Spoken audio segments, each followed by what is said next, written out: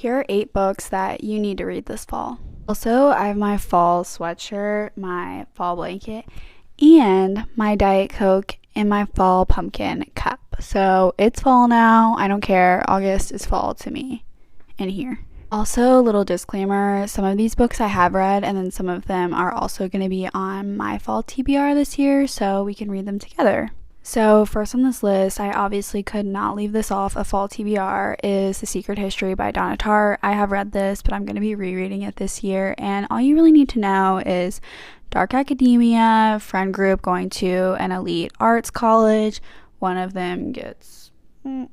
And this is the story of them trying to piece together what happened. And then in that same vein, we have If We Were Villains by Amal Rio. A lot of people like to describe this book as The Secret History, but just in a different font. And I don't even necessarily disagree with that description, but I really enjoyed both of these books, and I think that they are both worth the read. And now for my romance rec, because obviously we have The Ex-Hex and The Kiss Curse by Erin Sterling, and I actually read these last year during October. They're like your essential October reads.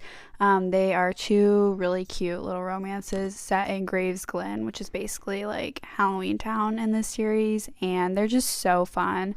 They're quick reads. I'm going to be rereading them this October, and if you haven't gotten to these, definitely read these around Halloween. It's like just such a fun way to really get into the Halloween vibes. The next book on this list is probably the book that I'm most excited to read this fall. It just came out, and it's Masters of Death by Olivia Blake, and the premise of this book just sounds so entertaining. So basically, our main character is a vampire real estate agent, and the house that they are trying to sell is haunted by this ghost that was murdered, and the ghost won't stop haunting the house until the real estate agent solves its murder. Like, that just sounds so like funny and entertaining, and from the reviews I've seen of this book so far, they are all very positive, so I'm really excited for this. Also on this list, we have Babel by R.F. Kuang, and Babel follows the story of a young Chinese boy who moves to London to be part of this prestigious translation program at this very elite school, and he loves it for a while, but after spending some time in the program, he starts to realize that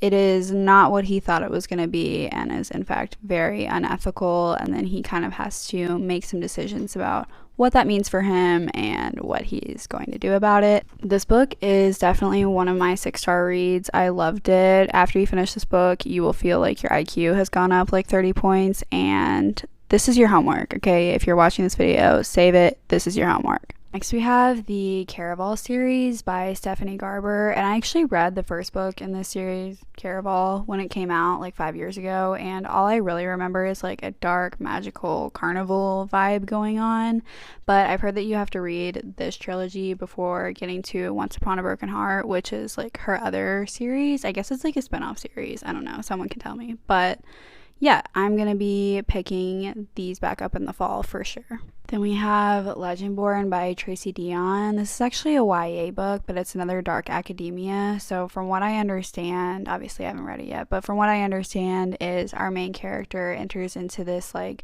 magical secret society at her school, and she is trying to avenge her mother's death and like figure out what really happened to her. And I think that maybe it's also a retelling of like King Arthur, and I'm so excited to read this. I've seen like everyone give it 5 stars, so I'm really hoping that I love this book. The last book we have on this list is Wayward by Amelia Hart. I haven't read this book yet, but from what I understand, it follows the story of 3 different generations of women in the same family. So one of them is like modern day 2019, another one is 1619, and then the third one is like World War II, 1942. And personally, I just love stories like about family, especially women and family. So I don't know, I just feel like this is gonna eat, and I've heard good things about it, so I'm excited to read it. So those are the 8 books that I think you guys should add to your fall TBR. And also, I just added my little Swifty Reader and iHeart Rezan stickers to my Etsy, so link in bio if you want a twin. We can all have them on our Kindles. And yeah, talk soon.